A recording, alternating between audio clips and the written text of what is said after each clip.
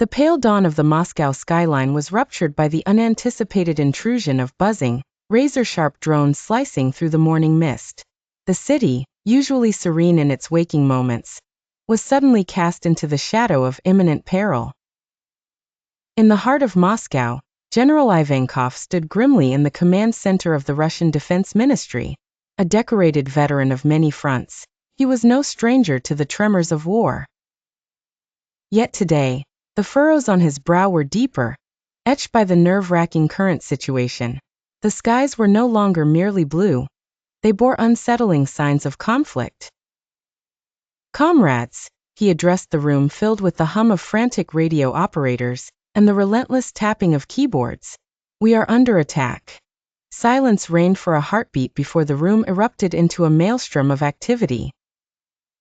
The attack was tactically sharp and surgically exact, a swift operation executed by Ukrainian drones. They had pierced into Russian airspace, a bold move signaling an escalation in a tangle of regional tensions. That online feeds were instantly ablaze with the Ukraine had shifted the battleground, using technology as its primary spearhead. As drone footage flickered on the massive screens that dominated the walls, General Ivankov pondered the implications. These were no ordinary drones. They were advanced and laden with an eerie intelligence, a testament to how modern warfare has evolved far beyond the trenches he once knew. Meanwhile, in Kiev, the mastermind behind the strike, Colonel Alexander Borisenko, sat resolute in an undisclosed location. With his tactical team, he watched the live feeds with an unyielding gaze. A man forged in the fires of a conflict that seemed unending, Borisenko exuded the grit of a leader who understood the weight of every decision on the chessboard of war.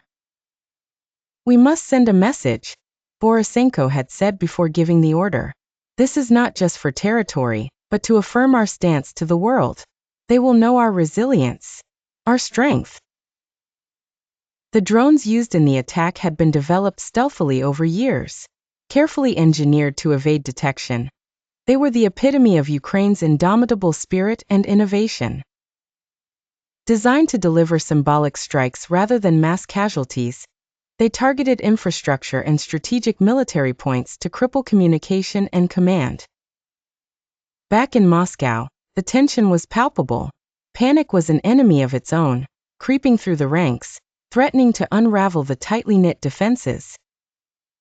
Reports flooded in of local sightings, confirming that while the drones were mainly targeting strategic points, their very presence in the skies instilled fear in the populace. Television stations interrupted programming to deliver urgent messages. Roads were jammed as citizens scurried, urged by a primal instinct to seek shelter. The city vibrated with confusion. Yet amidst this chaos, the resolve to respond unyieldingly grew stronger. General Ivankov issued orders with a measured calm. "We shall adapt," he assured his beleaguered officers. "Our strategies will evolve, but we cannot cower in the face of such audacity. Moscow remains strong, and so must we."